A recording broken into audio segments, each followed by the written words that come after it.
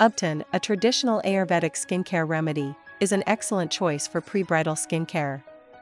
Packed with natural ingredients, ubtan helps to cleanse, exfoliate, and nourish the skin, leaving it looking flawless.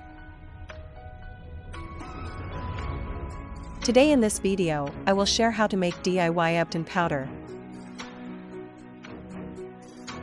You will need pinch of turmeric powder. The curcumin in it reduces the excess melanin production and lightens your skin tone. 1 teaspoon of gram flour. It's a natural exfoliant that provides an even skin tone. 1 teaspoon of sandalwood. Prevent wrinkles, reduce acne, dark spots, and heal wounds. It is also useful in skin conditions like psoriasis, eczema, molluscum contagiosum, and scabies.